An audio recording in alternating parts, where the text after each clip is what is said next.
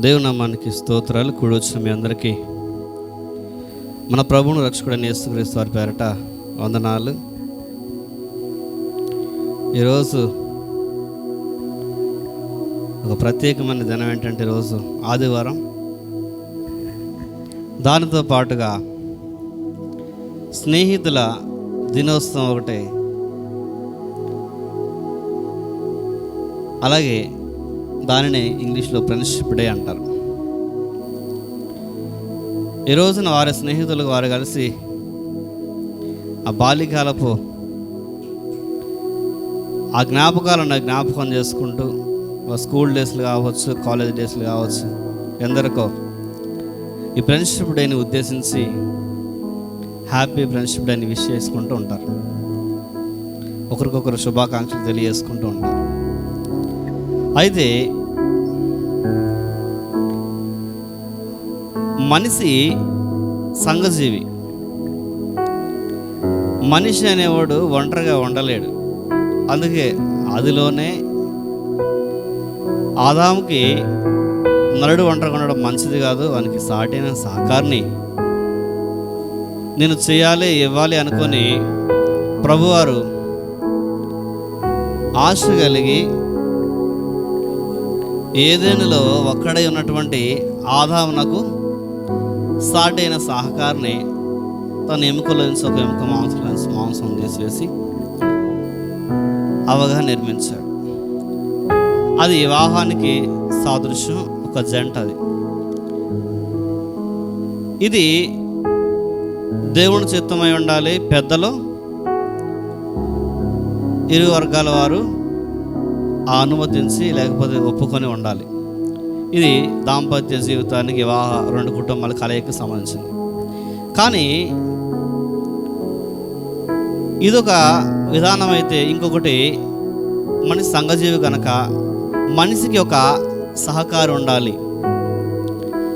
ఆ సహకారి ఒక స్నేహితుడైతే బాగుంటుంది అని కుటుంబంతో పంచుకునేటువంటి మాటలే కాదు, చెప్పుకోలేని బాధలే కాదు, సంతోషమైన దుఃఖమైన కష్టమైన పంచుకోవడానికి ఒక మనిషి స్వేచ్ఛగా నచ్చిన వాడిని ఒక స్నేహితుడిని ఎంచుకోవచ్చు. వారి వారి స్థితిని బట్టి, వారి వారి ఆ పరిస్థితులను బట్టి, వారి వారి ఎత్తుగత విలువలను బట్టి, వారు చేసే పనిలో ఎలాంటి పని చేస్తే అలాంటి పనిలో ఒక స్నేహితుడిని ఎంచుకుంటారు. లేకపోతే స్థాయి ఉన్నవాడిని, స్థాయి తక్కువ వాడిని, లేకపోతే చదువుకునే ఏజ్లో ఆ స్కూల్లో కానీ లేకపోతే ఆ పరిసర ప్రాంతాల్లో కానీ ఎవరో ఒకరు నచ్చినటువంటి ఒక వ్యక్తిని ఎన్నుకునే ఒక చాయిస్ ఫ్రెండ్షిప్లోనే ఉంది. అలాంటి దాన్ని ఫ్రెండ్షిప్ డే అంటే రోజుగా స్నేహితుల యొక్క దినోత్సవం ఈ రోజున జరుపుకుంటున్నారు. అయితే నేను దాన్ని జరుపుకోవద్దని నేను దాన్ని చెప్పను. కానీ ఈ రోజున మీకు ఒక మంచి స్నేహితుడిని పరిచయం చేస్తాను. ఎవరిని? ఒక మంచి స్నేహితుడిని, ఒక మంచి స్నేహ బంధాన్ని కూడా నేను బైబిల్ నుంచి రోజున మీకు పరిచయం చేస్తా. ఎవరు మంచి స్నేహితులు, ఎవరు చెడ్డ స్నేహితులు? అయితే కొందరిని మనం ఎన్నుకుంటాం, మన బాధలన్నీ పంచుకుంటాం, కష్టాలు పంచుకుంటాం, సుఖాలు పంచుకుంటాం.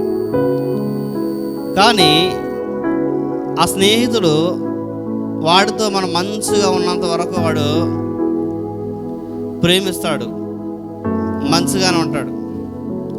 వాడికి మనం ఉపయోగపడనప్పుడు, వాడికి మనం లాభకరంగా మనం ఉండనప్పుడు, ఏదో ఒక రకంగా మన ద్వారా వాడికి లబ్ధి లేదని తెలిసినప్పుడు, మన ద్వారా వాడికి ఏది రావట్లేదు అని అనుకున్నప్పుడు, ఏదో ఒక రకంగా మన ఎన్నిక లేని వాడుగా, మన పనికిరాని వాడిగా కట్ చేయడానికి ప్రయత్నిస్తుంటాడు మన స్నేహాన్ని.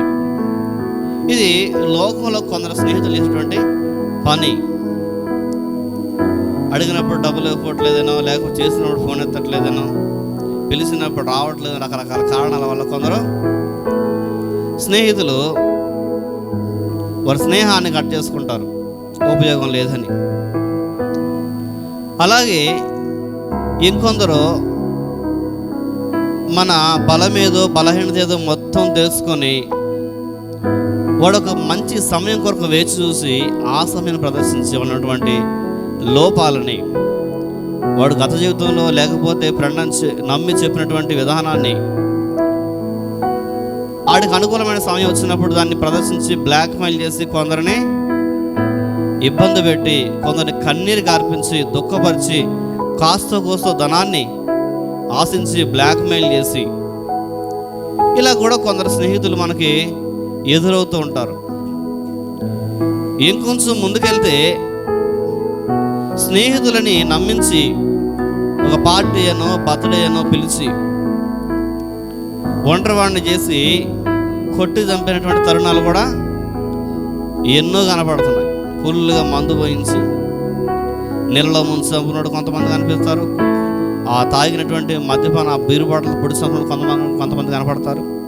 తలవగల కొట్టి చంపిన వాళ్ళు కొంతమంది, ఆ కేకులు మూతుకు రాసి కొంతమంది, ఆ కటింగ్లో అగ్గి వెలిగించి అది ఫైర్ అయ్యి కొంతమంది చచ్చిన వాళ్ళు మన కళ్ళకి కనిపిస్తూనే ఉంటారు. అంటే నీ స్నేహితుడు, నువ్వు ఒక మంచి స్నేహితుడు నువ్వు ఎన్నుకోలేకపోతున్నావు. నీ మనసు ఎరిగినటువంటి స్నేహితుడిని, నీ మనసు తెలుసుకున్నటువంటి స్నేహితుడిని, నీ వలే కల్మషం లేకుండా, నీవు కల్మషం లేకుండా ఉంటే అటువైపు కల్మషంతో నీ స్నేహాన్ని వాడు వాడుకొని, నీ స్నేహాన్ని నీ మంచితనంలో చేతగాని తనకం చేసుకొని నిన్ను హేళన చేయడం నేను కానరాని మాట్లాడినటువంటి స్నేహితులు ఎందరో మన కళ్ళకి కనిపించకపోలేదు. ఎందరో స్నేహితుడని తన ఎంటే ఉండి చివరికి వారి భార్యలు కూడా తీసుకుని పోయిన వాళ్ళు ఉన్నారు. అలాగే స్నేహితుడని ఎంటే పెట్టుకుంటే కుటుంబాల్లో చెల్లినో అక్కనో ఏదో చేసి తీసుకెళ్ళి వారు కూడా, అట్లాంటి వారు కూడా మనకు కనిపిస్తూనే ఉంటారు. ఇక స్నేహితులని మనం ఎంట చేసుకుంటే మన ఆస్తి ఇవన్నీ, మన డబ్బులు ఎక్కడ పెడతామో, బంగారం ఎక్కడ పెడతామో, ఎక్కడ ఏది పెడతామో అని గమనించి కూడా వాటిని కూడా దొంగతనం చేసుకుని తినేటువంటి వ్యక్తులు కూడా లేకపోలేదు. ఇవన్నీ లోక సంబంధమైనవి. కొందరు మంచి స్నేహితులు ఉంటారు, మంచి స్నేహితులు లేకపోలేదు, కానీ అరుదది, కొద్దిమందే. అట్లాంటి స్నేహితుడు దొరికిన వాడు ధన్యుడే. మంచి స్నేహితుడు దొరికితే వాడు ధన్యుడే. కానీ ఎక్కువ శాతం మంచి స్నేహితులు ఉండరు. మందు పడితే ఒక రకమైన స్నేహితుడు వస్తాడు, మందు పడకపోతే ఒక రకంగా ఉంటాడు. ఇట్లాంటి స్నేహితులు మనకు కనిపిస్తూ ఉంటాడు. ఈ రోజున బైబిల్లో స్నేహితుడని పిలబడే వ్యక్తి ఒక ఆయన ఉన్నాడు. ఏమని? దేవుడు స్నేహితుడా, నా స్నేహితుడు అని ఎన్నుకున్నటువంటి ఒక వ్యక్తి బైబిల్లో మనకి ఏకైక వ్యక్తి మనకు ఒక్కడే కనపడతాడు బైబిల్లో. ఎందరో రాజులు అనబడినవాడు బైబిల్లో ఉన్నారు, జ్ఞానులు అనబడేవారు బైబిల్లో ఉన్నారు, ప్రవక్తలు అనేవారు, న్యాయాధిపతులు అనేవారు, ఇక రకరకాలుగా మంచి కీర్తి కలిగినటువంటి ఆ పదాలు, అటువంటి పదవులు ఉన్నటువంటి వ్యక్తులు మనకు బైబిల్లో ఎందరో కనిపిస్తుంటారు. కానీ ఒకే ఒక వ్యక్తి దేవునితో నోటితో నా స్నేహితుడు అని పిలువబడినటువంటి ఒక వ్యక్తి మనకు కనిపిస్తూ ఉంటారు. ఆ వ్యక్తి ఎవరంటే అబ్రహాం. యాకోబు పత్రిక 2వ అధ్యాయం 23వ వచనం. కాబట్టి అబ్రహాము దేవుని నమ్మెను, అది అతనికి నీతిగా ఎంచబడిన లేఖనం నెరవేర్చబడును, మరియు దేవుని స్నేహితుడిని అతనికి పేరు కలిగెను. ఏమని అంట? దేవుని స్నేహితుడని అతనికి పేరు కలిగెను. దేవుని స్నేహితుడు అబ్రహాం చెప్పొచ్చు. ఆ దేవుడికి అబ్రహాం అనొచ్చు, దేవుడు నాకు స్నేహితుడు అని చెప్పొచ్చు. మనం చెప్పగలం, దేవుడు నాకు స్నేహితుడు, నా బాధలు పంచుకుంటా, నా కష్టాలు పంచుకుంటా అని. కానీ ఇక్కడ రివర్స్లో ఉంది. దేవుడే చెప్తున్నాడు. ఏమని ఉందంటే ఇక్కడ, దేవుని స్నేహితుడిని అతనికి పేరు కలిగిన, దేవునికే స్నేహితుడు. అక్కడి నుంచి వచ్చింది రిజల్ట్. ఎక్కడి నుంచి? పైనుంచి వచ్చింది. అంగీకరించింది ఎవరో? దేవుడు అంగీకరించారు అబ్రహాముని. నువ్వు అంగీకరిస్తావు, ఏదో నువ్వు దేవుణ్ణి కొందరు స్నేహితులుగా చేసుకోవాలని ఆశపడతారు, కానీ ఆ స్నేహం కొనసాగాలంటే, ఆ స్నేహం దేవునితో పరిపూర్ణ స్నేహం కావాలంటే కొన్ని విలువలు, కొన్ని పద్ధతులు, కొన్ని ఆజ్ఞలు, కొన్ని పడికట్లు, కొన్ని విధాలైనటువంటి లేఖనాలు, కొంత వడంబడక బైబిల్లో రాయబడి ఉంది. దానిని మనం అబ్రహాం జీవితంలో మనం చూస్తున్నట్టయితే, అంతకంటే ముందు మనం ఒక మాట చదువుదాం. యెషయా గ్రంథం 41వ అధ్యాయం 8వ వచనం ఇలాగ రాయబడి ఉంది: నా సేవకుడైన ఇజ్రాయేలు, నేను ఏర్పరచుకున్న యాకోబు, నా స్నేహితుడైన అబ్రహాము సంతానమా. ఏమంటున్నాడు? నా స్నేహితుడైన అబ్రహాము సంతానమా. దేవుడే ఏమంటున్నాడు? నా కుమారుడైన అబ్రహాం సంతానమా అన్నాడా? నేను పుట్టించినటువంటి అబ్రహాం సంతానమా అన్నాడా? అవన్నీ దేవుడు ఇడిచిపెట్టి నా స్నేహితుడైన అబ్రహాము సంతానమా అని అంటున్నాడు. మోషే నా ఇల్లంతటా నమ్మకస్తుడని ఒక మాట వాడతాడు. ఆయనకి అది బిరుదైతే, ఈయనకి నా స్నేహితుడు అంటే ఇక్కడ రహస్యం ఏమి ఉండదు స్నేహితుడి దగ్గర. నా స్నేహితుడిని అబ్రహాము సంతానమా, అబ్రహాము సంతానం అనొచ్చుగా, నా స్నేహితుడా అని అంటున్నాడంటే అబ్రహాంలో కొన్ని లక్షణాలు దేవునికి నచ్చాయి. చెప్పుకోదగా స్నేహితుడైన, ఈరోజు నువ్వు స్నేహితుడు కొరకు నువ్వు చెప్పుకునే స్నేహితుడు నీకు దొరికాడా? నీ స్నేహితుడు అవకాశవాది. ఈ లోకంలో స్నేహితులందరూ కూడా వారికి మేలైనప్పుడు, వారికి లాభం ఉన్నంత వరకు నీ స్నేహాన్ని వారు కోరుకుంటారు. నీకంటే ఘనమైన వాడు, నీకంటే కొంచెం ఘనుడైన వాడు, నీకంటే సిరి సంపద కలిగిన వాడు, నీకంటే కొంచెం తెలివైన వాడు, ఆస్తి హోదా ఐశ్వర్యం కలిగినటువంటి వాడు ఎవడన్నా తగిలితే నిన్ను విడిచిపెట్టి వాడితో స్నేహం చేసే స్నేహితులు ఈ రోజున నీ జీవితంలో ఎదురవుతూ ఉంటారు. అంటే కొంచెం బిజీ అయ్యా, అందుకే నీతో ఒక సమయాన్ని నేను స్పెండ్ చేయలేకపోతున్నా, నీతో గడపలేకపోతున్నా అటువంటి షాకులు చెప్తూ మెల్లిమెల్లిగా నిన్ను తొలగించే క్రమం చేస్తారు. కానీ ఇక్కడ ప్రభు అన్నాడు, నా స్నేహితుడైన అబ్రహాము సంతానమా. ఆయన మంచి స్నేహితుడండి. ఆయన నీ దగ్గర ఏదో ఆశ పొంది నీతో స్నేహం చేయడానికి ఆయన రాలేదు. నీ దగ్గర ఏదో బంగారమో, ధనమో, ఐశ్వర్యమో, లేదా నీ పేరు, నీ ఉన్నటువంటి సంపాదించిన ఆస్తో నువ్వు ఎమ్మెల్యేనో, నువ్వు ఎంపీనో, నువ్వు సీఎం అయిన ప్రధానమంత్రివనో, లేకపోతే ఇంకొకటి నీతో స్నేహం చేయడానికి ప్రయత్నించట్లే. ఆయన నిర్మించినటువంటి మట్టి బొమ్మైన నీతో ఆయన స్నేహం చేయడానికి అబ్రహాముతో అన్నాడు కదా, నా స్నేహితుని అబ్రహాము సంతానమా. స్నేహితుని యొక్క పిల్లలు ఆయన పిల్లలతో సమానం. అయితే దేవుని యొక్క స్నేహితుడు కావాలంటే మొదటిగా విశ్వాసం ఉండాలి. ఏముండాలి? దేవునితో స్నేహితుడు కావాలంటే మొదటగా విశ్వాసం ఉండాలి. ఆదికాండం 15వ అధ్యాయము 6వ వచనం రాయబడి ఉంది. అతడు యెహోవాని నమ్మెను, ఆయనకు అది నీతిగా ఎంచబడిన. యెహోవాని నమ్మాడు అబ్రహాం. దేవుణ్ణి ఏం చేయడం? నమ్మాడు. ఆయన నమ్మి ఆయన మాట అంటున్నాడు. ఈ రోజున నీ స్నేహితుడు నమ్మకంగా నువ్వు నమ్ముతావు, కానీ వాడు నమ్మకంగా ఉండడు. ఏదో రోజు నీకు అపనమ్మకం చేసి నీకు ఏదో రకంగా నీకు హాని కలిగించేవాడు ఏదో ఒక సమయాన. కానీ అబ్రహాం అయితే సరైన స్నేహితుడిని ఎంచుకున్నాడు. అబ్రహాము యెహోవాను నమ్మిన, అది అతనికి నీతిగా ఎంచబడును. విశ్వాసం నుంచి నమ్మాడు. యాకోబు పత్రిక ఎంతమంది చదివింది? 2వ అధ్యాయం 23వ వచనంలో, కాబట్టి అబ్రహాం దేవుని నమ్మినది అతనికి నీతిగా ఎంచబడిన అక్కడ కూడా మనకు లేఖనం తెలియపరుస్తుంది. అదే ఆదికాండ లేఖనాన్ని ఇక్కడైనా మరొకసారి యాకోబు పత్రికల పత్రిక మనకు తెలియపరుస్తున్నాడు. అబ్రహాము దేవుని నమ్మినది అతనికి నీతిగా ఎంచబడిను. నమ్మాడు ఆయన.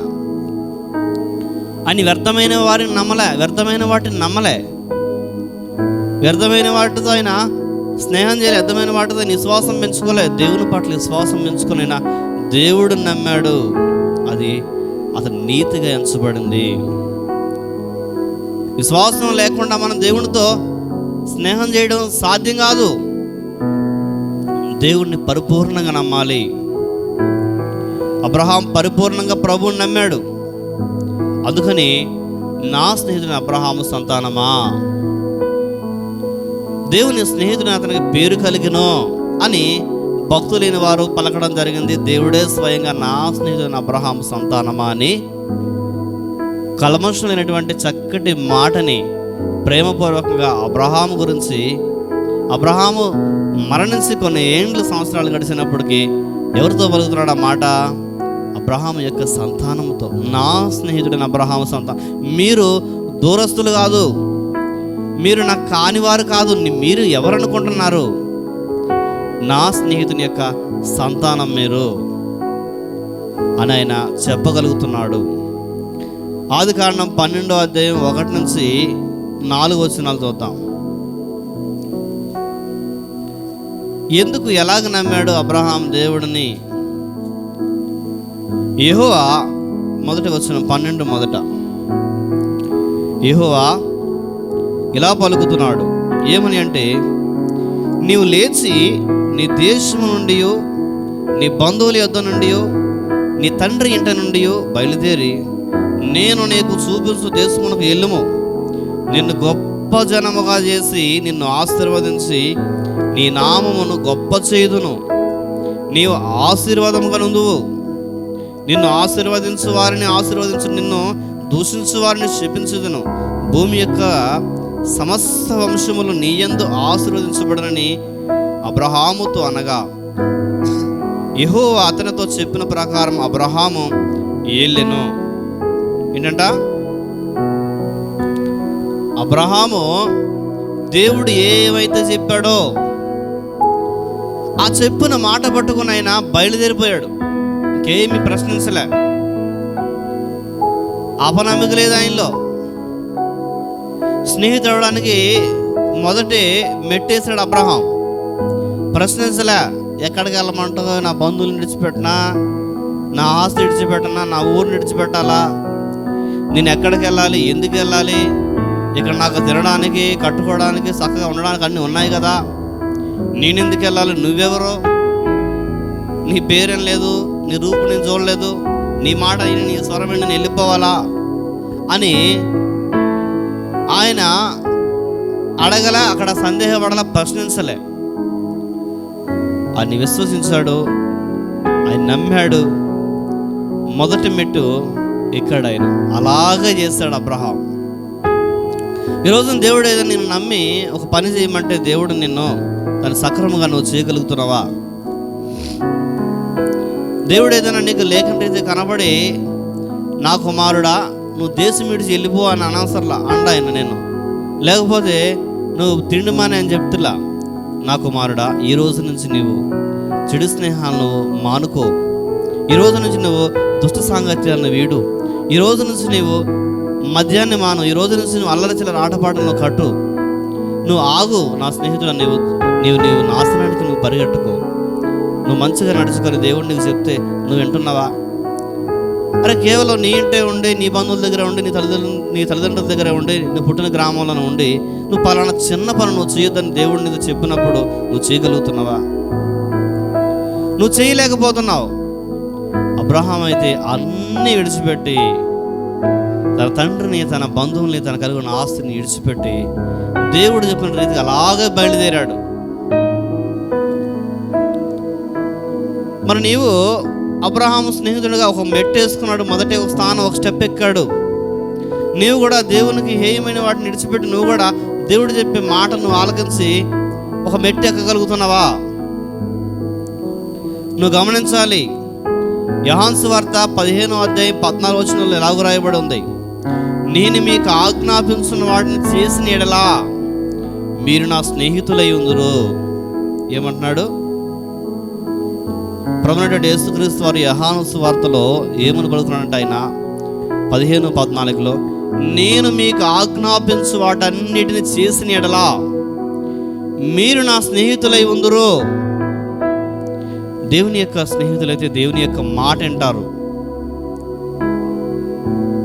దేవుని యొక్క మాట విని ఆయన మాటతో దాన్ని కట్టుబడి చేయదగిన వాడే దేవుడికి స్నేహితుడవుతాడు.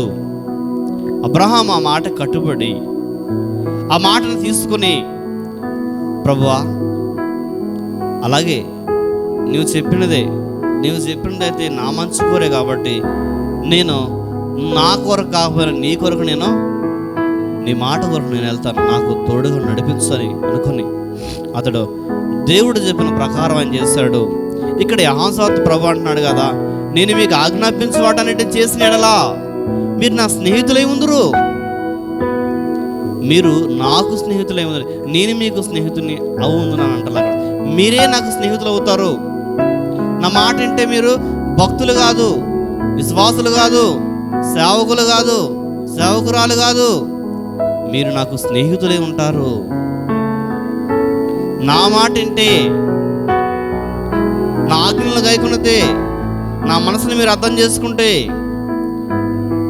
నేను ఆజ్ఞాపించినన్ని మీరు చేసిన యెడల మీరు నా స్నేహితులై ఉందురు. ఈరోజు నువ్వు గమనించాలి, దేవుని యొక్క మాట ప్రకారం, దేవుని యొక్క ఆశ ప్రకారం, దేవుని యొక్క కోరిక ప్రకారం దేవుడు నీతో మాట్లాడుతున్నటువంటి విషయాల ప్రకారం నువ్వు జీవిస్తున్నావా? నువ్వు ధన్యుడివి, ధన్యురాలు ఒకవేళ జీవిస్తే నువ్వు నిజంగా దేవునికి స్నేహితురాలవే, నువ్వు స్నేహితుడివే. ఒకవేళ దేవుని మాట పక్కన పెట్టేసి ఎవడో నీ స్నేహితుడు పిలిచాడని, ఎవరో నీ స్నేహితురాలు పిలిచిందని వారి వెంట వెళ్ళి నువ్వు చీరాని దుష్కారాలు చేస్తూ సినిమాలని, షికారులని, గాలికి తిరగడం అని, లేకపోతే రకరకాలైనటువంటి లోకంలో విరుద్ధమైనవి, బైబిల్కి విరుద్ధమైన కార్యక్రమాలు నువ్వు చేసి నీ జీవితాన్ని నువ్వు నాశనం చేసుకున్నట్టయితే నువ్వు దేవునికి స్నేహితుడిని పిలవబడవు. కానీ నీవు సాతానికి నువ్వు స్నేహితుడైపోతావు. వాడిని చీబట్టును నడిపిస్తాడు. నిన్ను గురి చూసి ఎర్రవేసి నేను లాగి వాడు పట్టుకొని వాడు చివరికి నిన్ను పతనానికి శిక్షకు నిన్ను గురి చేస్తాడా. ఈ రోజున నీవు ప్రభువైన యేసుక్రీస్తు వారి యొక్క స్నేహాన్ని నువ్వు స్వీకరించు. ఆయన మాట విని ఆయన మాట ప్రకారం నడుచుకున్నట్లయితే ఆ స్నేహాన్ని నువ్వు నిజమైన స్నేహంగా నువ్వు అంగీకరించి ఆయన మాట ప్రకారం నీ హృదయాన్ని ఆయనకు సమర్పించుకొని నీవు కూడా ఆయన ప్రకారం, నీవు ఆయన మాట ప్రకారం, ఆయన వాక్య ప్రకారం నువ్వు జీవిస్తున్నట్లయితే ఏమవుతావంట? మీరు నా స్నేహితులై ఉందురు అని ఆయన అంటున్నాడు. మీరు డబ్బును సంపాదించి నా స్నేహితులు అవుతారు, మీరు అందంగా ఉంటే నా స్నేహితులు అవుతారు, మీరు గొప్పవారే ఉంటే నా స్నేహితులు అవుతారు అని అంటలేదు. నా మాట ప్రకారం, నా ఆజ్ఞల ప్రకారం మీరు జీవించి మీరు అలా నడుచుకున్నట్లయితే మీరు నాకు స్నేహితులు అనబడుదురు అని దేవుడు చాలా చక్కగా మాట్లాడుతున్నాడు. అలాగే ఆదికాండము 18వ అధ్యాయం 17వ వచనంలో ఒక మాట రాయబడి ఉంది. దేవుడు మనకి స్నేహితుడైతే, దేవుని స్నేహంతో దేవునితో మనం సహవాసం చేస్తుంటే, దేవునితో మన స్నేహభావం ఉంటే, ఆయన చెప్పిందల్లా మనం చేస్తూ ఉంటే మనకి దీంట్లో కలిగే లాభం ఏంటనేది మనం పరిశీలిస్తే ఆదికాండం 18:17 అంటాడు కదా, ఆయన అంటే ఎవరో దేవుడు అంటున్నాడు. ఎవరి గురించి అంటే అబ్రహాము గురించి. అప్పుడు యెహోవా ఈ మాట పలుకుతున్నాడు, నేను చేయబోవు కార్యము అబ్రహామునకు దాచదనా? నేను చేయబోయే కార్యాలన్నీ నా స్నేహితుడిని అబ్రహాముకు నేను చెప్పకుండా చేస్తానా? నాకు ఒక స్నేహితుడు ఉన్నాడు, అబ్రహాము అనేటువంటి నా స్నేహితుడికి నేను చెప్పే నేను చేస్తా. ఏ పని చేసినా, ఏది చేసినా నేను ఆయన్ని, నాకంటే నేను చేసిన వ్యక్తి కదా, నేను పుట్టించున్నాడు కదా, నాకంటే ఆలోచన తక్కువ కదా, నాకంటే జ్ఞానము తక్కువ కదా, నాగలే అద్భుతాలు చేయలేడు కదా, నేను రమ్మంటే వస్తాడు, పొమ్మంటే పోతాడు కదా, దాసుడు కదా, లేకపోతే ఒక మనిషి నరమాత్రుడు కదా, ఒక మట్టి బొమ్మ కదా అని ఎక్కడ అబ్రహాంని తీసిపడేయలే. మళ్ళా అంటున్నాడు కదా, నా స్నేహితుడైన అబ్రహాము అని మరలా అంటున్నాడు కదా ఆయన. అప్పుడు యెహోవా అంటున్నాడు, నేను చేయబోవున్నది అబ్రహామునకు దాచిదనా? అబ్రహాం దగ్గర నేను దాస్తానా? నేను దాస్తే స్నేహం ఏముందిక? దాచేది శత్రువు దగ్గర. నమ్మకం లేని స్నేహితుడి దగ్గర దాయాలి, రహస్యం ఉండాలి. ఒక స్నేహితుడైనప్పుడు, ఒక మనసు కలిగినప్పుడు, మనసు కలిసినప్పుడు భార్యకి, భర్తలకి, పిల్లలకి, తల్లిదండ్రులు చెప్పుకున్నటువంటి ఒక కష్ట నష్ట సుఖ దుఃఖాలను కూడా స్నేహితుడు పంచుకుంటాడు. ఈ లోక స్నేహితుడు మంచిదే. కొందరు పంచుకుంటే అర్థం చేసుకున్నారు, కొందరు పంచుకుంటే హేళన చేస్తున్నారు, కొందరు పంచుకుంటే అవమానపరుచున్నారు, కొందరు పంచుకుంటే అటువంటి వీటిని సరైన సమయం చూసి వాడిని ఎదిరించి, బెదిరించి, బ్లాక్మెయిల్ చేసేవాడు లేకపోలేదు. అయితే ఇక్కడ ప్రభు అంటున్నాడు కదా, నేను చేయబోయే కార్యాన్ని మంచిదైనా, లేకపోతే మానవునికి బుద్ధి చెప్పేదైనా, నేను అబ్రహాముకి నేను చెప్పకుండా చేస్తానా అని ఆయన పలుకుతున్నాడు. అబ్రహాముతో కాదు, దేవుడు నీతో కూడా చెప్తాడు. అబ్రహాము వలె ఆయన మాట ఆలకించును. అబ్రహాము వలె దేవుడు చెప్పినటువంటి కార్యాలు నువ్వు చేస్తున్నప్పుడు నిన్ను కూడా దేవుడు నా స్నేహితుడు, నా స్నేహితురాలని పిలిచి నీ జీవితం యొక్క భవిష్యత్తు ఏంటో, నీవు రక్షణలో ఉన్నావా, రక్షణ కోల్పోయావా, నీ కుటుంబానికి ఆటంకం ఏంటి, నీ కుటుంబ రక్షణకి ఉన్నటువంటి అడ్డు ఏమిటి, నీ శత్రువు యొక్క పన్నాగం ఏంటి అని నీకు దేవుడు నీకు దర్శన రీతిగా, లేఖన రీతిగా ప్రభు నీతో మాట్లాడతాడు. అబ్రహాముకి ఎలాగైతే దాయకుండా రహస్యాన్ని చెప్తున్నాడో, తనలో ఉన్నటువంటి స్నేహాన్ని పంచుకుంటున్నాడో, దేవుడు నీతో కూడా ఆ స్నేహభావం, అబ్రహాం వంటి మనసు నీకు కలిగి నువ్వు కూడా ప్రభు యొక్క స్నేహాన్ని నువ్వు స్వీకరించినట్లయితే, ప్రభుకు నువ్వు స్నేహితుడిగా, స్నేహితురాలుగా నువ్వు ఉన్నట్లయితే నీ దగ్గర రహస్యాలు ఆయన దాయుడు నీ కొరకు అన్నీ అని చెప్తూ ఉంటాడు. అయితే యోహాను సువార్త 15వ అధ్యాయం 15వ వచనంలో ఒక మాట రాయబడి ఉంది. ఏమని అంటే, దాసుడు తన యజమానుడు చేయు దానిని ఎరుగడు. ఓనర్ గారిది పనుడికి తెలీదు. ఓనర్ చెప్తే పనుడు దాన్ని చేయాలి. యజమానుడు చెప్పినట్టు పని పనుడు చేయాలి, తెలీదు. ఓనర్ తర్వాత ఏంటి అని ప్లానింగ్ ఏంటి, ఆయన ఏం చేస్తున్నాడు, ఎక్కడికి వెళ్తున్నాడు అని ప్రతిదీ చెప్పడం. అది ఇక్కడ ప్రభు పలుకుతున్నాడు, దాసుడు తన యజమానుడు చేయుదానిని ఎరుగడు గనుక ఇక మిమ్మల్ని దాసులని పిలవక స్నేహితులని పిలుస్తున్నాను. ఎందుకనగా నేను ఎందుకు అలా స్నేహితులని పిలుస్తున్నానంటే, నేను నా తండ్రి వలన వినిన సంగతులన్నిటినీ మీకు తెలియజేసి తిని. నేను మీ మీద ఒక అధికారికంగా లేను. నేను మిమ్మల్ని చిన్నవారిగా, ఎన్నిక లేని వారికి మిమ్మల్ని చూడలేదు. మట్టి బొమ్మలుగా, గడ్డి పరకలను మిమ్మల్ని చూడలేదు. నేను ఇక మీద నేను దాసులని పిలవను. నేను స్నేహితులారా, నా స్నేహితుడని నేను పిలుస్తాను. ఎందుకు నేను పిలుస్తున్నానంటే, స్నేహితుడా అని నా తండ్రి నాకు ఏవైతే బయలుపరిచాడో, ఏ సంగతులు అయితే నాకు తెలియపరిచాడో అవన్నీ కూడా మీకు నేను తెలియపరచా. నా తండ్రి నాకు అన్నీ వివరంగా చెప్పాడు. నాకు దాన్ని ఏవి మీ దగ్గర పనివారని, దాసులని నేను దగ్గర మీదేది రాయలేదు. ప్రతిదీ మీ కొరకు, మీ రక్షణ జీవితం ఏంటో, మీ పాప జీవితం ఏంటో, దాని నుంచి ఎలా విడుదల పొందాలో, మీరు ఎలాగ మారాలో, మీరు ఎలా రక్షణ పొందుకోవాలో, మీ ఇబ్బందుల నుంచి, మీ సమస్యల నుంచి మీరు ఎలాగ తొలగిపోవాలో, ఏ రీతిగా ప్రార్థన చేయాలో, ఏ రీతిగా మీరు జీవించాలో, ఏ రీతిగా మీరు పరిశుద్ధులుగా ఉండాలో, ఏ రీతిగా మీరు భక్తిలో జీవించాలో, ఏ రీతిగా మీరు సమాజాన్ని మార్చాలో, ఏ రీతిగా మీరు సమాజంలో జీవించాలో, మీరు ఎలాగ ఉండాలి, ఎలా ఉండకూడదు, ప్రతి ఒక్కటి కూడా నేను మీకు అన్నీ, నేను అక్కడ తండ్రి చెప్పినవన్నీ నేను మీకు అన్నీ తెలియపరచా. ఇక మీరు నాకు దాసులు ఎందుకు అవుతారు? మీరు నాకు పనివారు ఎందుకు అవుతారు? స్నేహితులని మిమ్మల్ని పిలుస్తున్నా అని ఆయన స్నేహితులుగా మనల్ని భావిస్తున్నాడు. ఈరోజు నా నమ్మకమైన స్నేహాన్ని నువ్వు, ఆ నమ్మకమైన స్నేహానికి నువ్వు ద్రోహం చేయకుండా, ఆయన మాటకి నువ్వు తిరుగుబాటు చేయకుండా, నువ్వు ఆ స్వచ్ఛమైనటువంటి కల్మషం లేని స్నేహాన్ని నువ్వు కూడా కల్మషం లేకుండా ఆయన మాటని నువ్వు జీవిస్తున్నావా? సన్నిధిలో ఉన్నప్పుడే లేకపోతే సహోదరులతో ఉన్నప్పుడే, లేకపోతే బైబిల్ చదివినప్పుడే భక్తుడిగా నువ్వు జీవించేవాడుకున్నావా?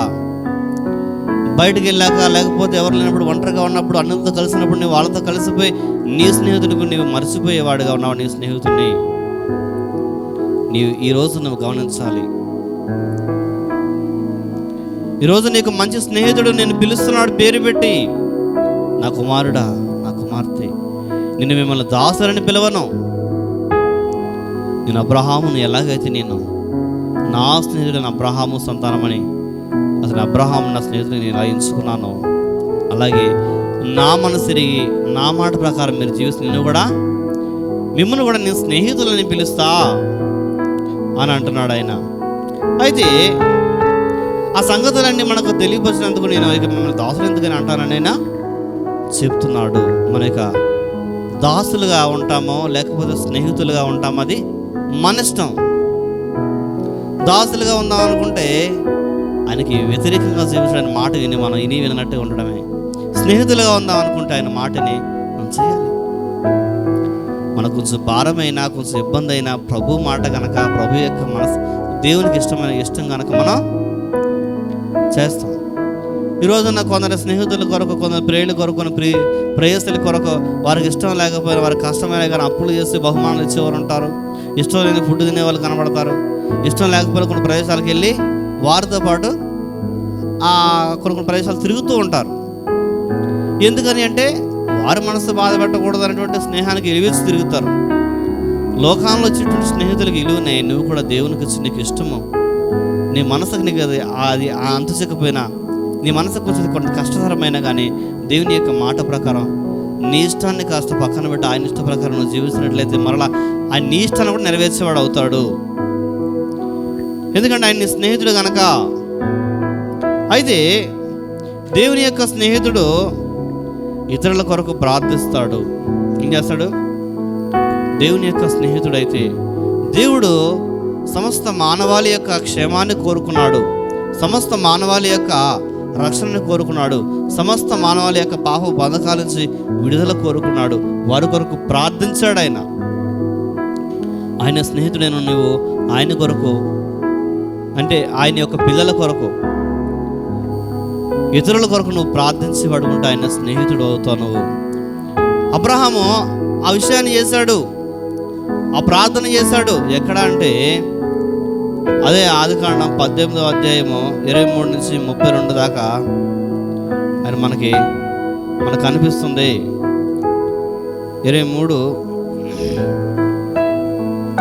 18వ అధ్యాయము 23 నుంచి.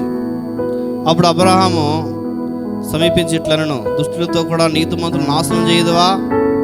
ఆ పట్టణంలో ఒకవేళ 50 మంది నీతిమంతులు ఉన్నాడు, దానిలో ఉన్న 50 మందిని నీతిమంతుల నిమిత్తం ఆ స్థలమును నాశనము చేయక కాయవా? ఏమన్నాడు?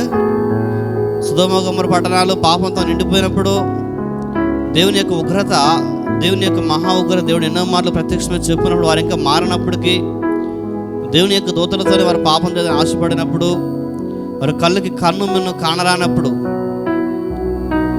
దేవుడు అబ్రహాముకు చెప్తున్నాడు, అబ్రహాం, ఆ సొదొమ గొమొర్రా పట్టణాలు పాపంతో నిండిపోయినవయ్యా, వాటిని నేను నిర్మూలన చేస్తాను అన్నప్పుడు దేవుని యొక్క స్నేహితుడు కాబట్టి దేవుని యొక్క మనసు తెలుసుకొని ప్రార్థిస్తున్నాడు. అయ్యా, నీవు దుష్టులైనటువంటి వారితో ఆ పట్టణంలో ఉన్నటువంటి నీతిమంతులను నువ్వు అంతం చేస్తావయ్యా, నీ మనసు అది కాదు కదా, నువ్వు చెయ్యవు కదా, వారి కొరకు నువ్వు వారితో పాటు ఈయన్ని కూడా నువ్వు బతికిస్తావు కదా అన్నప్పుడు దేవుడు ఆ ప్రార్థన విన్నపాలని, ఆ మనవని, సరే అబ్రహాం, నీవు నా స్నేహితుడు కనుక నా కోరిక కొరకు నువ్వెన్నో విడిచిపెట్టి నువ్వు వచ్చావు కనుక నీ కోరిక నేను తీరుస్తా ఈ క్షణాన. ఏంటి, ఒకళ్ళు 50 మంది నీతిమంతులు ఆ ప్రాంతాన్ని వదిలేస్తావు ప్రభు అంటే, సరే అబ్రహాం అలాగే అని అంటే, ఒకవేళ మరలా వచ్చిన డౌట్ అబ్రహాంకి, అరే వీళ్ళు జనాలు చూస్తే ఇంత పాపంతో ఉన్నారు, ఒకవేళ 50 మంది ఉండకపోవచ్చు అని చెప్పి ఒక ఒక 5-10 తగ్గించి ప్రభా ఒకవేళ 40 మంది ఉంటే కనుక మరి ఏమనుకోవద్దు, 40 మంది ఉంటే మరి వదిలేస్తావా అని. సరే అబ్రహాం 50 మంది, అంతమంది అన్ని వేల మంది జనం నుంచి నేను 50 మందికి వచ్చినప్పుడు 50 మంది నుంచి 40 మందికి నేను రాలేనా? సరే నీ ఇష్టమే, నా ఇష్టం. 50 మంది ఉంటే కనుక మరలా నేను సరే వదిలేస్తానంటే, అరే ఇంకొంచెం మరలా మనసు పెనుగులాడుతుంది అబ్రహాంకి. ప్రభా ఇంకొక 10 మైనస్ చేద్దాం. ఏంటి అబ్రహాం? లేదు ఏమనుకోవద్దు, మరి నేను నీ మాట లేదు, నీకు తెలుసు, నీ ఒక్కసారి నా మాట ఏమనుకోవద్దు అంటే, సరే మరలా ఇంకొక 10. సరే 10కి నీకు నాకు గొడవ ఎందుకు, నీ కొరకు 10 తగ్గించా, సరే ఈసారి నా కొరకు తగ్గించా, సరే ఆ 10 మంది చేసి ఒక 20 ఒక 30 చూపించు అన్నాడు. ఇంకా అబ్రహాంకి సరిపోట్ల. సరే ఇంకా భయం వచ్చి 32వ వచనం చూద్దాం. అతడు ప్రభు కోపపడని ఎడల నేను ఇంకొక మారే మాట్లాడదాను. దేవుని చూసాడు, కోపపడతల్లా ఒక్కో మెట్టు. ఈ అబ్రహాం ఒక్కో మెట్టు ముందెక్కాడు. ఇప్పుడు దేవుడు ఒక్కో మెట్టు దిగుతున్నాడు. సుమారు 4-5 మెట్లు దింపాడు. మరలా ఇంకో మెట్టు. ఏమంటున్నాడంటే, అతడు ప్రభు కోపపడని ఎడల నేను నీకు ఇంకొక మారు మాట్లాడేదను. నువ్వు ఒకవేళ నువ్వు కోపపడలేదనుకో, నన్ను ఆశ్రయించుకోలేదనుకో, ఇంకొక మారు మాట్లాడతా అన్నాడు. ఏమని మాట్లాడుతున్నాడు ఇక్కడ?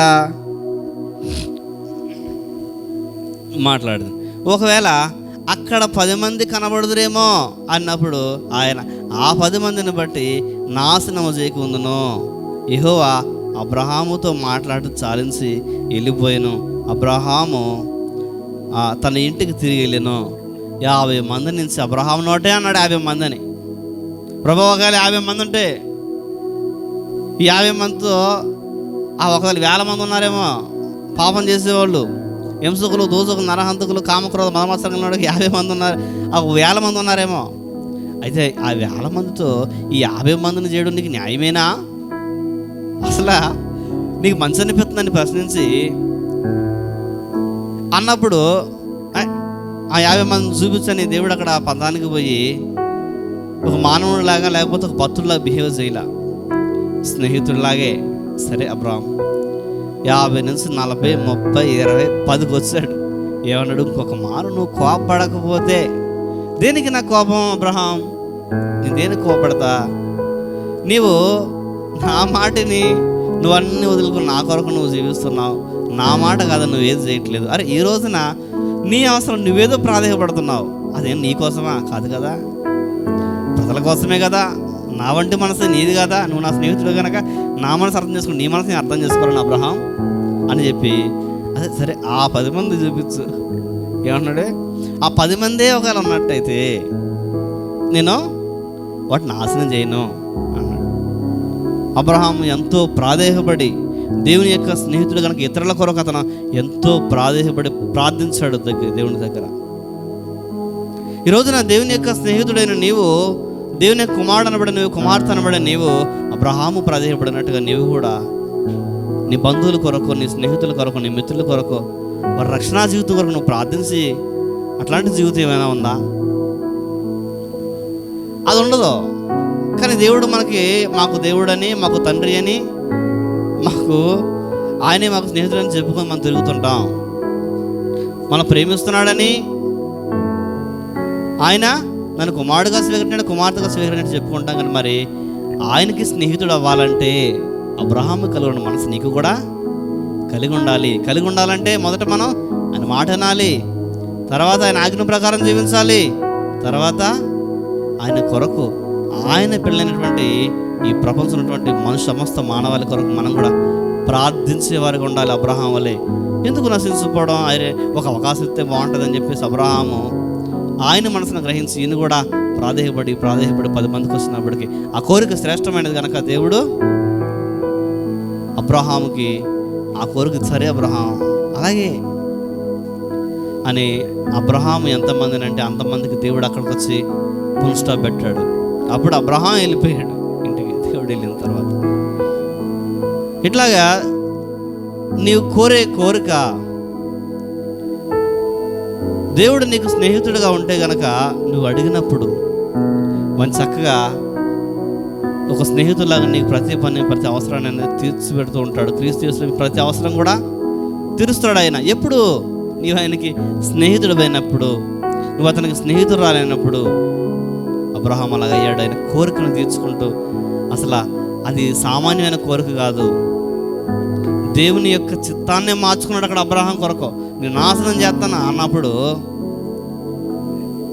ఒకవేళ నిజంగా 10 మంది కనపడితే అక్కడ నాశనం కాదు, అది దేవుని యొక్క ప్రణాళిక, దేవుని చిత్తాన్ని ఆపుకున్నట్టే. ఈ రోజున నీ కొరకు, నా కొరకు, మనందరి కొరకు ఆయన చిత్తాన్ని ఆపుకుంటున్నాడు.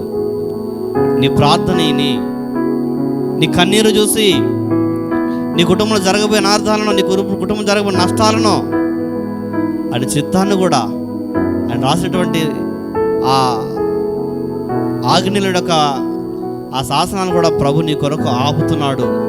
హిజ్కియాతో అన్నాడు, హిజ్కియా నీ మరణం కాబోతున్నావు అని ప్రవక్త చెప్పి నీ ఇల్లు చక్కబెట్టుకోమని సెలవిస్తున్నప్పుడు, కన్నీరు పెట్టి ప్రార్థన చేస్తున్నప్పుడు, ఆ ప్రార్థన దేవుడు ఆలకించి మరణించమంటారు. ఆ శాసనం ఆల్రెడీ అయిపోయింది అక్కడ, ఈయన మరణించలేక ఆయన రోజులు గడిచిపోయినాయి. అయినప్పుడు కూడా మరలా ప్రభు ఆ ప్రార్థనని కనికరపడి, అయ్యో నా స్నేహితుడు, నా కుమారుడు ఇంతకాలం నా కొరకు పని చేసాడు, ఎంతకాలం నా మాట ఆలకించాడు, ఈ ఒక్క కోరిక తీరుద్దాం. ఎన్నో కోరికలు ప్రభు తీసినప్పుడు కూడా చివరిగా ఇది ఒకటి కూడా చేసి పెడదాం అని చెప్పేసి మరలా 15 ఏళ్ళు ఆయుష్ పెంచాడు. తన చిత్తాన్ని, తన ఇష్టాన్ని కూడా మార్చుకుంటున్నాడు నీ కొరకు. మరి నువ్వేమో చిన్న చిన్న వాటికి, స్వల్పమైన వాటికి, లోక పాప భోగములకు నువ్వు లొంగిపోయి వాటిని విడిచిపెట్టి ప్రభు దగ్గర నువ్వు రాలేకపోతున్నావు. అది నీ కర్మగా. అయితే దేవుడైతే అబ్రహాముతో స్నేహితుడే ఒక స్నేహితుని వలె అతడు మాట్లాడుతూ ఆయన కొరకు చాలా తగ్గించుకున్నాడు.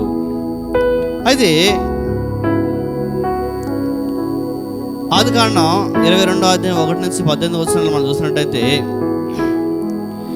దేవుని స్నేహితుడిగా ఉండేటువంటి వాడు త్యాగానికి సిద్ధంగా ఉండాలని మనకి అబ్రహాము జీవితం మనకు తెలియపరుస్తుంది. ఎలాగా సిద్ధం అంటే 22వ అధ్యాయము 1వ వచనం. ఇక్కడ కొన్ని మాటలు నేను చదివి తర్వాత నేను దాన్ని వివరించేస్తాను. 1, 2 వచనాలు చూసి 22వ అధ్యాయం 1వ వచనం. ఆ సంగతులు జరిగిన తర్వాత దేవుడు అబ్రహామును పరిశోధించును. ఆ సంగతులన్నీ జరిగిపోయి, అవన్నీ అయిపోయిన, అద్భుతాలు అయిపోయిన, దేవుడు అవన్నీ నాశనం అయిపోయిన తర్వాత కొన్ని మేలులు పొందాడు, రకరకాలు జరిగిపోయినప్పుడు ఈ సంగతులన్నీ జరిగిన తర్వాత, ఆ సంగతులు జరిగిన తర్వాత దేవుడు అబ్రహాముని పరిశోధించును. ఎట్లనగా ఆయన అబ్రహామా అని పిలువగా అతడు చిత్తం ప్రభువా అని పిలుస్తున్నాడు. అబ్రహామా అన్నాడు.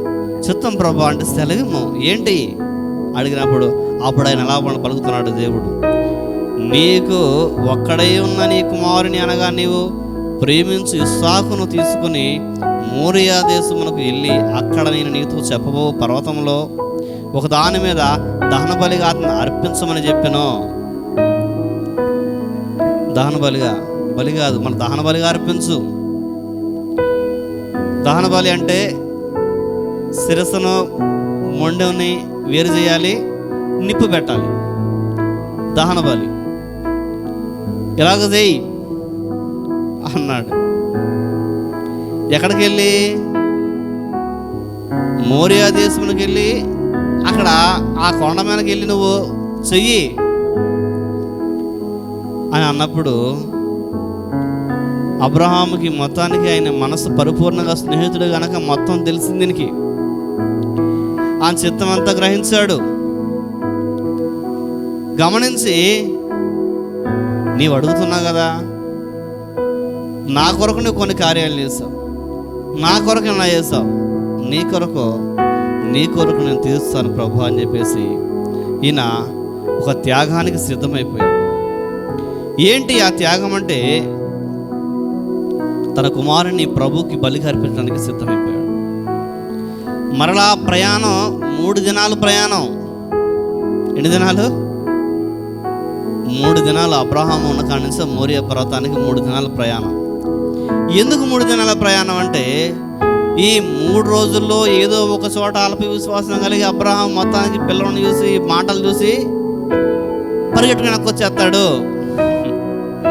పరీక్ష పెట్టాడు, పరీక్షలో మళ్ళీ కొంచెం ఎక్కడే పడిపోయే అవకాశం చెప్పి అది కూడా చూస్తున్నాడు. అక్కడ 3 దినాలు నడిచి ప్రయాణం అయ్యేంత దూరాన్ని తన గాడిద గంత కట్టి అన్నీ చేసుకొని కట్టెలు తీసుకొని ఆ గాడిదని బట్టి పనివారం తీసుకొని బయలుదేరుతున్నాడు. అలా దూరాన 3 దినాలు నడిచిన తర్వాత మోరియా పర్వతం కనుచూపు మేరలా కనిపిస్తుంది. అక్కడ కనిపిస్తున్నప్పుడు ఈ 3 దినాలు కూడా ఆ ఒక్క రోజులో చేసేవంటిది తక్కువ అయిపోద్ది. కానీ 3 దినాలు అంటే ఈ 3 రాత్రులు పగలు కూడా ఇతను కన్నీరు వేదన మొత్తం మున్నీరయ్యి అక్కడానికి బాధే.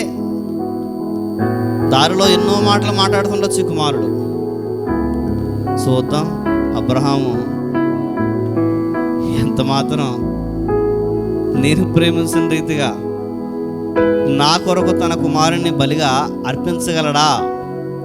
ఏమని? నా కుమారుణ్ణి అబ్రహాం బలిగా అర్పించగలడా, అర్పించలేడా అంటే మనసు ఉందా లేదా అనాలి. ఎందుకు ఈ మనసు ఈ పరీక్ష జరుగుతుందంటే రేపు ఈ ఒకగానొక కుమారుని బలిచ్చేటి మనసు ఈ మానవులకి ఉందో లేదో గమనిద్దాం. అబ్రహాముకి రేపు రాబో తరం కొరకు నేను నా సొంత కుమారుని నేను బలిగా అర్పించాలి. నా కుమారుని నేను వారి కొరకు ఆ మానవాళి పాప పరిహారం కొరకు నేను అర్పించడానికి సిద్ధంగా ఉన్నాను. కానీ అబ్రహాము నా స్నేహితుడే, అబ్రహాముని స్నేహితుడు పిలిచి నన్ను కూడా స్నేహితుడిగా భావించే కష్టకాలు పంచుకుంటున్నా, ఒకరికొరకు తగ్గించుకొని జీవిస్తున్నాం. ఈయన మనసు ఎలాగ ఉందో అని చెప్పేసి 3 దినాలు పరీక్ష పెట్టి అడిగింది కాక 3 దినాలు ఆ మోరియా పర్వతానికి వెళ్ళినప్పటికీ కనుసూపు మేరలా కనపడినప్పటికీ ఆ పనివారిని అక్కడ ఆపుచేసి మీరు ఇక్కడ ఉండండి అయ్యా అని ఏ కట్టె మీద పెట్టి కాల్చాలో ఆ ఇసాకుని అదే కట్టెల మీద పెట్టి ఆ మూట కట్టి ఇసాకుడు ఎత్తుని పెట్టి అతని కత్తిను అగ్ని పట్టుకొని నడుతుంటే ఇసాకు ఆ కట్టెలు పెట్టుకొని ఎత్తిని వెనకాల నడుస్తున్నాడు. ఎలాగా? యేసుక్రీస్తు వారి మరణానికి యేసుక్రీస్తు వారి శిలువను మోసుకొని పోయినట్టు కొండ మీదకి ఇసాకు బలికి ఇసాకి కట్టెలు మోసుకొని పోతున్నాడు. ఎక్కడికి? కొండ మీదకి. అక్కడ ఆ సన్నివేశం మనం చూసినట్టు యేసుక్రీస్తు వారి జీవితం అక్కడ అలా మనకి కనిపిస్తూ ఉంటుంది.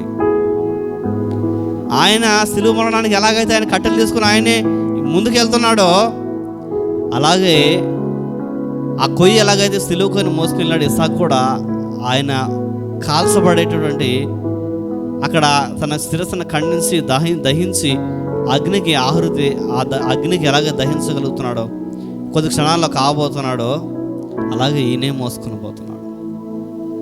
యేసుక్రీస్తు వారికి తెలుసు నేను బలవాలని, ఇసాకు తెలియదు. నానా అగ్ని ఉంది, కత్తి ఉంది, కట్టెలు ఉన్నాయి, గొర్రె పిల్ల ఎక్కడా? ఆయనే సిద్ధపరుచుకుంటాడు. నమ్మకం అబ్రహాంకి. ఎందుకంటే స్నేహితుడు. ఆ మనసులో అబ్రహాం మొత్తం చూశాడు. ఏమి రహస్యంగా దాయలే. అబ్రహాం దగ్గర దేవుడు అన్నీ చెప్పాడు. అన్ని మాటలు ప్రతి మాట మనసును పెట్టుకున్నాడు. ఆ మాటలు గుర్తున్నాయో లేవో అని పరిశోధన కాలం వచ్చింది, పరిశోధిస్తున్నాడు. దేవుడు బలిని కోరడు కదా, ఎందుకు అడుగుతున్నాడు? సరే చేద్దాం, తిన వెనక చిత్తం మీద ఉంది. నాకు వాగ్దానం చేస్తున్నవాడు నమ్మదగినవాడు, ఆయన ఇప్పుడు దాకా ఇచ్చిన మాట ఏది తొలగిపోలేదు, ఇది ఎందుకు ఇది చేస్తాడు, సరేలే అని చెప్పేసి ఆయన మాటకి లివిచ్చి ఈయన గుండెలో బాధ ఉన్నప్పుడు కూడా ముందుకు సాగాడు. అట్లాగే అన్ని పేర్చాడు, కట్టెలు పెట్టాడు, కాళ్ళు చేతులు కట్టాడు, ఇస్సాకుని తీసి పైన పెట్టాడు. ఎందుకంటే అప్పటికి అబ్రహాం వృద్ధుడైపోయాడు. ఇస్సాకు సుమారు 12-15 ఏళ్ళ బాలుడై ఉన్నాడు. ఎందుకంటే ఆ ఇస్సాకు కంటే అబ్రహాముకే బలం తక్కువ ఉంది. ఎందుకనంటే ఆ కట్టెల మోసుకొని అతను భారమైందని మోసుకొని బలవంతుడే ఇస్సాకు. బలవంతుడు కాబట్టి కట్టెల మీద పెట్టాడు, బలహీనుడు కాబట్టి అగ్నిను ఆ కత్తిని పట్టుకొని కొండెక్కుతున్నాడు. ఆయన అంత బలం ఉన్నప్పుడు కూడా వదక తేబడిన గొర్రెలాగా యేసుక్రీస్తు ఎలాగైతే మౌనంగా ఉన్నాడో అలాగే ఇస్సాకు కూడా తండ్రి చేతులు కాళ్ళు కడుతుంటే దాని పెడుతుంటే తన తండ్రి చిత్తానికి తలంచి నీవు అనుకున్నట్టు చెయ్యి తండ్రి అనేటట్టుగా అక్కడ దీనుడై అక్కడ వదకదేపన గొర్రెలాగా ఇస్సాకు అక్కడ ఆ కట్టెల మీద ఉన్నప్పుడు వధించడానికి సిద్ధమైనప్పుడు అబ్రహామా ఆగు, అబ్రహామా 2 మార్లు కేకమైనప్పుడు అక్కడ లేఖనం రాయబడి అబ్రహామా అని దేవుడు తొందరపడుతున్నాడు. అక్కడ ఎక్కడ చేయని కార్యం అబ్రహాం చేసేస్తాడు. అబ్రహమా అన్నప్పటికీ ప్రభువా సెలవిమ్ము అన్నప్పటికీ, ఇదిగో నువ్వు దేవునికి భయపడేవాడవు, దీన్ని బట్టి నాకు తెలుస్తుంది. పొదలో చిక్కుకున్న గొర్రెపిల్లని తీసుకొచ్చి ఈ సాకునికి ప్రతిగా నువ్వు ప్రతిష్ఠించుకున్న కనుక బలిస్తానన్నా కనుక నీ బలి నాకెందుకు, నీ కుమారుని బలిని కోరేవాడినా, నిన్ను పరిశోధించు, నీ పరుషులను నీకు ఆ గొర్రెపిల్లకు ప్రతిగా నీ ఒక్కబడి చెల్లించుకో అని చెప్పి అన్నాడు. ఆ స్నేహితుడు దేవుని యొక్క మనసెరిగిన స్నేహితుడు, దేవుడు నాకు హాని చేయడని అనుకున్నటువంటి స్నేహితుడు తన కుమారుడు కూడా బలిగా అర్పించడానికి వెళ్ళాడు. నా తండ్రి నన్ను ఏమి హంతం చేయడైనటువంటి, నా తండ్రి నాకు ఏమి హాని కలిగించడో, నా తండ్రి నాకు మంచి చేస్తున్నటువంటి నమ్మకం గల ఇస్సాకు కూడా యేసుక్రీస్తు అని వలె మౌనంగా ఉన్నాడు. పారిపోయి అబ్రహాముని 2 దెబ్బలు కొట్టి అబ్రహాముకు గుద్ది ఆ కత్తితో బెదిరించి ఇస్సాకు పారిపోవచ్చు. కట్టెలు మోసుకెళ్ళాడంటే సామాన్యుడు కాదు. కొద్దో గొప్ప ఊహ తెలిసిన వాడే, కొద్దో గొప్ప బలం ఉన్నవాడే, కొద్దో గొప్ప దేవుని యొక్క పరిసర గురించి తెలిసినటువంటి వాడే. ఎందుకంటే ఇస్సాకు బాలుడైనప్పటి నుంచి కూడా దేవుని యొక్క ఆజ్ఞలో నడుస్తున్నాడు కాబట్టి ప్రశ్న వేశాడు. మనం కొండ ఎక్కుతున్నాం కాబట్టి, కట్టెలు ఉన్నాయి కాబట్టి, అగ్గి ఉంది కాబట్టి, ఇవన్నీ ఉన్నాయి కాబట్టి మనం దహన బలికి వెళ్తున్నాం. దహన బలి చేయాలంటే గొర్రె పిల్లకాయలు నానా తీసుకురాలని మర్చిపోయామంటున్నాడు. అక్కడ దేవుడు సిద్ధం చేసుకుంటున్నాను మర్చిపోవాలని చెప్తున్నాడు. అంటే దేవుని యొక్క భక్తి విధానాలు ఇస్సాకులో ఉన్నాయి కనుక అట్లాంటి ఇస్సాకుని దేవుడు వాగ్దాన పుత్రుడిగా అబ్రహాంకి ఇచ్చాడు. ఎందుకనంటే స్నేహితుడు కనుక.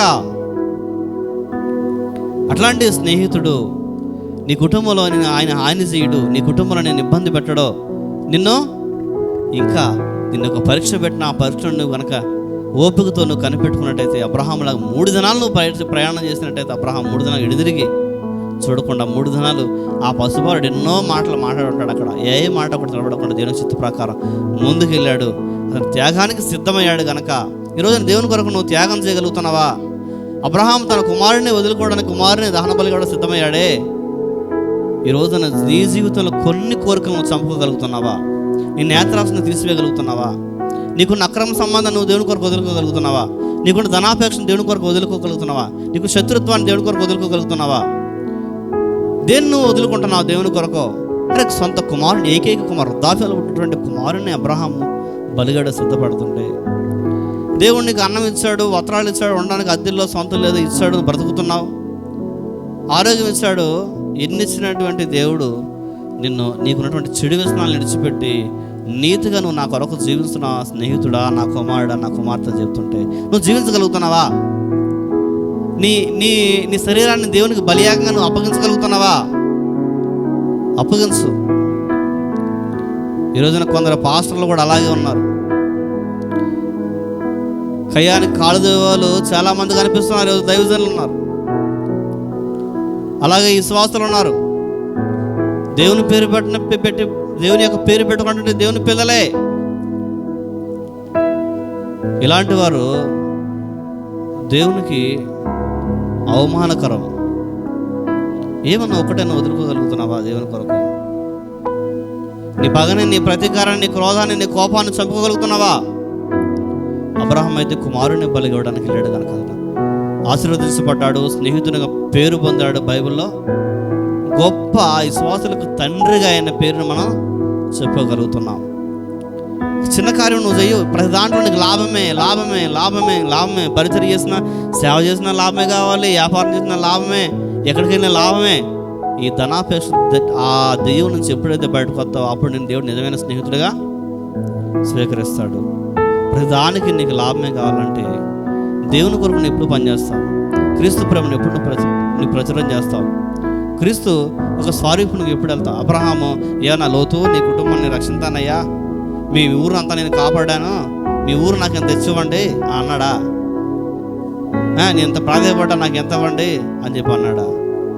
ఉచితంగా ఆయన అక్కడ ప్రాధాన్యపడి ప్రయత్నించాడు. కానీ వారిలో కొంచెం ఆ 10 మంది కూడా లేకపోవడం వల్ల ఆ గ్రామాన్ని దేవుడు అగ్నితో కాల్చివేశాడు. కానీ అయినా సరే అబ్రహాం యొక్క కోరిక మేరకు 10 మందిని చూపించలేదు. కానీ అయితే లోతుని నీ ప్రాదేశం అంతా నాకు తెలిసయ్యా, అక్కడ నీ కుటుంబం నువ్వు అల్లాడిపోతున్నా కనుక నువ్వు తీసుకెళ్ళిపో, ఎనిదిరిగి చూడకుండా పరిగెట్టమను. అని చెప్పి ఆయన మనసులో కోరికను గ్రహించి అడగకముందే నేనెక్కడ నా బంధువుల కొరకు నేను ప్రాధేయపడి అడిగితే బాగోదేమో అని అబ్రహాం సందేహపడి ప్రభా 50 మంది 40 మంది 30 మంది 20 మంది 10 మంది అని ప్రాధేయపడుతుంటే చివరికి వచ్చి ఎందుకు నేను ముఖ్య ఎక్కడంటే ఎలాగ చూపిస్తున్నా అబ్రహాం, ఎందుకయ్యా నీ మనసుని నేను గ్రహించుకోలేనా? దాని కొరకే కదా నువ్వు ప్రాకులాడుతున్నావు. ఇల్లయ్యా వాడిని వెనుదిరిగి చూడకుండా వెళ్ళిపోమ్మను, మనకి ఏ హాని కలగదు అని చెప్పి అబ్రహాం యొక్క కోరికను కనిపెట్టాడు దేవుడు. ఈరోజు నీ కొరకు కూడా ప్రభు గ్రహించగలడు. ఎందుకని అంటే నువ్వు వాంఛిత ప్రకారం జీవిస్తే. అయితే యోహాను సువార్త 15:3 ఆయన మాట అంటున్నాడు, తన స్నేహితుల కొరకు తన ప్రాణమును పెట్టువానికంటే ఎక్కువైన ప్రేమ గల వాడు ఎవ్వడో లేడు. స్నేహితుల కొరకు నేను ప్రాణం ఎత్తానని మాట అనేవాడు తప్ప ఈ రోజు దాకా కనపడింది ఒక్కడు కూడా స్నేహితుల కొరకు ప్రాణం ఇచ్చేవాడు.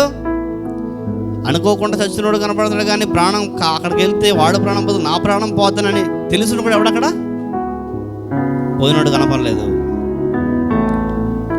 స్నేహితుల కొరకు ప్రాణం పెట్టేవాని వాడికంటే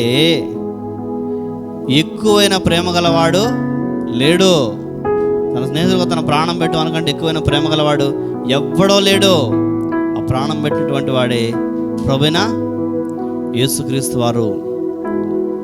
నీ కొరకు నా కొరకు మనందరి సమస్త మానవాళి పాప పరిహారార్థం కొరకు ఆయన ఏం చేశాడు? ప్రాణాన్ని పెట్టాడు.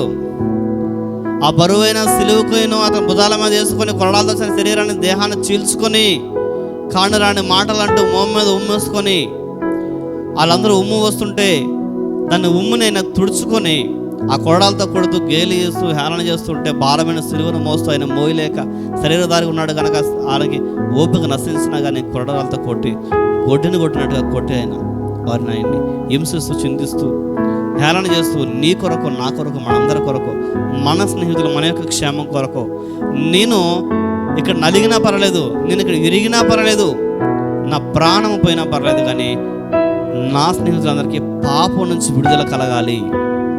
నా స్నేహితులకి పాపానికి తుడుచుకోవడానికి మార్గాన్ని నెయ్యాలి అని చెప్పేసి ఆయన పాపాన్ని పోగొట్టుకునే మార్గాన్ని వేసి నీ కొరకు నా కొరకు ప్రాణాన్ని పోగొట్టుకున్నాడు. అందుకే అంటున్నాడు ఆయన, తన స్నేహితుల కొరకు తన ప్రాణమును పెట్టు వానికంటే ఎక్కువైన ప్రేమ గలవాడు ఎవ్వడో లేడు. దేవుని ప్రేమ కంటే, దేవుని యొక్క స్వచ్ఛమైన ఆ ప్రేమ కంటే, అంత మంచి స్నేహితుడి కంటే ఇంకే స్నేహితుడు కూడా లేడు. ఆయన మంచి స్నేహితుడు. ఆయన నీ దగ్గర ఏమీ ఆశించడు, కానీ నీవు ఆయన మాటని నీవు చెడు విడిచిపెట్టి నువ్వు కూడా మంచిగా జీవిస్తే నీ కోరికలన్నీ ఆయన తీరుస్తాడు. ఆయన మాట విను. అబ్రహాం మాట విన్నాడు. అబ్రహాం త్యాగం చేశాడు. అబ్రహాం ధైర్యంగా సిద్ధపడ్డాడు కుమారుని బలిగొనడానికి. అబ్రహాము ప్రజల కొరకు ప్రార్థించేవాడుగా ఉన్నాడు. ఈరోజు నువ్వు ఎలా ఉన్నావు? ఆ లక్షణాలు నీలో ఉన్నాయా? పేరుకు మాత్రం అబ్రహాం సంతానం మేము కూడా భక్తులమే అని చెప్పుకునేవారే, కానీ ఆ లక్షణాలు ఏమైనా కొన్ని నీలో కనబడుతున్నాయి మనం చూసుకోవాలి ఈ రోజున. అయితే 1 కొరింథీ పత్రిక 15:33 మరో ఒక మాట రాయబడి ఉంది. అపోస్తలుడైన పౌలు రాసిన పత్రిక, మోసపోకుడి, దుష్ట సాంగత్యం మంచి నడవడికను చెరుపును. నీ స్నేహితులు ఒకవేళ నీవు క్రైస్తవ కుటుంబంలో పుట్టినప్పుడు తీసుకుని వాడు అయినప్పుడు కూడా నీ స్నేహితుడు ఆనాడు ఆదాము అవ్వల్ని పాడేసినటువంటి స్నేహితుడు కావచ్చు. నా తండ్రి ఆజ్ఞ ఇచ్చి ఆ పండు తినొద్దని చెప్పినప్పుడు వారికి ఏదో ఒక ఆశలు రేకెత్తించి సావరని, తెలివి వస్తని, జ్ఞానం వస్తని, దేవదూతల వంటి వాడు అవుతావని వారికి చెప్పినటువంటి వాడే నీ దగ్గరకు వచ్చి ఈ సిగరెట్ కాల్సు బాగుంటుంది, బీరు తాగు బాగుంటుంది, ఆ సినిమాకి వెళ్దాం బాగుంటుంది, ఈ షికారుకి వెళ్దాం బాగుంటుంది, దాన్ని ప్రేమించు బాగుంటుంది, వీడిని ప్రేమించు బాగుంటుంది, అక్కడ అక్రమ సంబంధం పెట్టు, ఇక్కడ అక్రమ సంబంధం పెట్టు, లేకపోతే ఇలాగ నువ్వు ఆడు పాడు తిను త్రాగు నువ్వు జీవించు, మన యవనస్తులు మన ఇక కొత్తగా పెళ్ళింది, లేకపోతే ఇది అది నువ్వు ముసలోడువా అని చెప్పి ఇట్లాంటివి చెప్పి నీ స్నేహితుల్లో ఒకవేళ ఆ శత్రువైన సాతాను దూరి ప్రేరేపించి నిన్ను దుష్ట సాంగత్యాన్ని నిన్ను జతగలిపి నిన్ను నాశనం చేస్తున్నాడేమో ఒకసారి గమనించుకో. నువ్వు స్నేహం చేసే స్నేహితుడు ఎటువంటి వాడు నువ్వు గమనించు. నీ మంచి కోరేవాడా, నేను పతనం చేసేవాడా గమనించు. ఎందుకంటే భక్తుడైనటువంటి పౌలు గారు అంటున్నాడు, మోసపోవద్దు. ప్రతి స్నేహాన్ని మీరు నమ్మొద్దు. ప్రతి ఇకిలించి పకిలించి వాడు నువ్వు నమ్మొద్దు. ప్రతి వాడిని మాయ మాటలు చెప్పేవాడిని నమ్మొద్దు. మోసపోవద్దు. ఆనాడు అవ్వాదాములు మోసపోయారు. ఆ చెప్పుడు మాటలేని, ఆ మాటలేని, ఆ తీయనటువంటి మాటలేని వేశ్యవల్లి వారు మాట్లాడే మధురమైనటువంటి మాటలు పలికి ఆ సర్పము వారిని మోసగించింది. నీవు అలాగ మోసపోవద్దు. మోసపోకుడి. దుష్ట సాంగత్యం మంచి నడవడికను చెరుపును. వారు కొంతకాలం ప్రేమించి నిన్ను ముంచువారు. నీకు అన్ని స్థితిగతులు బాగున్నప్పుడు, నిన్ను స్నేహితుడని చెప్పుకొని, నీకేమీ లేనప్పుడు, నీ పరిస్థితి బాగలేనప్పుడు, నీవు నీ స్నేహితుల సహాయం పొందగల స్థితి నీకు వచ్చినప్పుడు నిన్ను విడిచిపెట్టి వాడు వెళ్ళిపోతాడు. పండు పెట్టి అంతవరకు బాగానాడు, పండు పెట్టాడు, పారిపోయాడు. ఆడ పతనం చేస్తాడు, పతనం చేశాడు, పారిపోయాడు. దేవుడు చూసానికి ఆదాముకి అవక తెలివి చెట్టు చాటును దాగుని పాపం చేసి మొహం చూపించలేక, అసలు మీరు దిగంబరంలో చెప్పిన వాడెవడో అని దేవుడు అడుగుతున్నాడు. నీవు నాకు సహకారికి ఇచ్చావే అవ్వా, ఆమె తినేసింది పండు. ఇగో ఈ సర్పమైన మోసస్తుంది. ఒకరి మీద ఒకరు పన్నాగలు, ఒకరి మీద ఒకరు కహానీలు చెప్పుకునేవారుగా మన అక్కడ ఆ గ్రంథంలో మనం చూస్తాం. సామెతల గ్రంథం 17:17లో చివరిగా ఒక మాట చూద్దాం.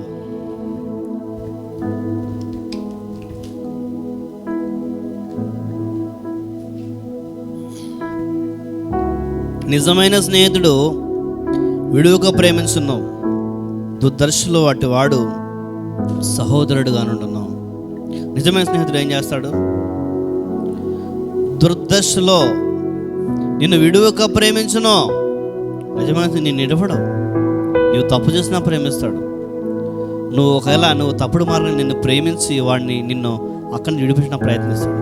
నీ ఆపద కాలంలో ఉన్నావు, నువ్వు శ్రమలో ఉన్నావు, నువ్వు దుఃఖంలో ఉన్నావు, నువ్వు బాధలో ఉన్నావు, నిడవడు. నిజమైన స్నేహితుడు ప్రభువైనటువంటి యేసుక్రీస్తు వారు. నిజమైన స్నేహితుడు తండ్రి అయిన దేవుడు. సంసోన్ అనుకుంటున్నాడు నా బలమే అని చెప్పి అనేకమైన దుష్కార్యాలను చేస్తున్నాడు. కానీ సంసోను దేవుడు ప్రేమిస్తున్నాడు కనుక, ప్రభువా ఈ ఒక్కసారి నన్ను కనుకరించు. ఏమన్నాడు? ఈ ఒక్కసారి కనుకరించు ప్రభువా, నేను చెడ్డవాడిని కన్నా మంచోడివి, నేను విడిచినా నువ్వు నన్ను ఇడవవో, నీ మనసు నాకు తెలుసు ప్రభువా, ఈ ఒక్కసారి అవకాశం. ఎంతకాలం నీ చిత్తాన్ని నేను నెరవేర్చలేకపోయా, రకరకాలంగా నేను జీవించా, నా పుట్టుకని నేను నిరర్థకం చేసా, ఇప్పుడు దాకా రహస్యాన్ని కూడా బయలుపరచా, ఇదిగో ఈ ఒక్క అవకాశం నువ్వు ఇస్తావో నాకు తెలుసు అని చెప్పి అనేక మార్లు అవకాశాన్ని కోరుకుంటూ దేవుని శక్తి అనేక మార్లు ఆ గాడి దావడతో ఏమని సంబరంలో కూడా దేవుని శక్తి అతన్ని కమ్ముకుంది.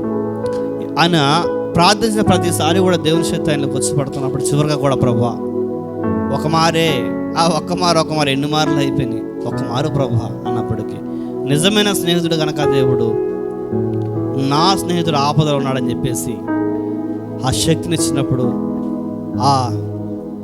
ఆ దాగుణ దేవత అయినటువంటి ఆ మందిరంలో మూల స్తంభాల పట్టుకొని పెరికి వేసినప్పటికీ అనేక మంది, కొన్ని వేల మంది స్త్రీలు పురుషులు అక్కడ అంతమైనట్టుగా మనకు కనిపిస్తుంది. ఎందుకంటే నిజమైన స్నేహితుడు విడువగా ప్రేమించును అని ఎడవలే, దాని కొరకే ఆయన చూశాడు. అక్కడ ఎప్పటికీ బుద్ధి వస్తుంది ఆ సంవత్సరానికి, ఇప్పుడు నా చిత్తం వైపు తిరుగుతాడా అని చూశాడు. చివరికి తిరిగాడు. ప్రభువా అన్నాడు. విశ్వాస వీరులో సంసోను రాయబడ్డాడు. విశ్వాస వీరులో సంసోను రాయబడ్డానికి కారణం భక్తుడని కాదు, ఆయన విశ్వాసం అలాంటిది. ఎలాంటి విశ్వాసం? దేవుడు నేను విడిచిపెట్టినా కానీ దేవుడు నన్ను విడిచిపెట్టాడు, ఇప్పుడు కూడా నాకు సహాయం చేయగలనంటే ఒక విశ్వాసం కలిగి ఉన్నాడు. కాబట్టి విశ్వాస వీరులో ఉన్నాడు. రాహాబు విశ్వాస వీరులో రాయబడిందంటే గొప్పదని కాదు, నేను వేషనైనా కానీ ఆయన క్షమించగలిగే సమర్థుడు కనుక, నా జీవితాన్ని ఆయన లక్ష్య పెట్టాడు కనుక, నేను దేవుని యొక్క దూతలకు నేను సహాయం చేయగలిగితే ఆయన నాకు సహాయం చేస్తాడు, ఆయన నమ్మదగిన వాడని చెప్పేసి ఆ విశ్వాసం ఉంది కనుక ఆమె రక్షించబడిందని చెప్పి అక్కడ విశ్వాస వీరులో రాయబడి ఉంది. భక్తురాలని కాదు, కేవలం విశ్వాసమే. విశ్వాస వీరులు రాయబడిందంటే ఎందుకు రాయబడిందో కూడా కొందరికి తెలియదు. వాళ్ళ లేఖనాలు విశ్వాస భక్తుల జాబితాలో కాదు రాయబడింది, విశ్వాస వీరుల జాబితాలో రాయబడింది. వారికి అన్నీ ఉన్నా కానీ, ఎన్ని చేసినా కానీ విశ్వాసం కోల్పోలే వారు. ఏ విశ్వాసం? దేవుడు సహాయం చేస్తాడు, దేవుడు మనకి ఈ సమయంలో మనకు ఉన్నాడు తోడు, మనం పిలిస్తే ఆయన మనకి సహాయం చేయకపోడు అని ఆ విశ్వాసం ఉండగలగే చివరిలో నేను ఎన్ని చేసినా కానీ, నేను ఎంత రహస్యం అని చెప్పినా, నా కన్ను పోగొట్టుకున్నా, నేను చెప్పతాగి పడిపోయినా కానీ, నేను ఎన్ని విచారాలు చేసినా కానీ, నేను ఆయన విడిచిపెట్టాను కానీ నన్ను ఆయన విడిచిపెట్టాడు. ఆయన ఎప్పుడు నన్ను స్నేహితులు చదువుతాను, నేనే అతను అసహించుకొని ఇదిగో ఈ స్త్రీల పట్ల నేను ఏళ్ళ స్నేహితులుగా భావించి, ఆ ఫిలిష్తీయుల స్నేహితులుగా భావించి, ఈ ప్రజల స్నేహితులుగా భావించి నేను ఇంతకాలం తిరిగినా కానీ, ఇప్పుడు నేను తెలుసుకున్నా కానీ నిజమైన స్నేహితుడు ఆయన.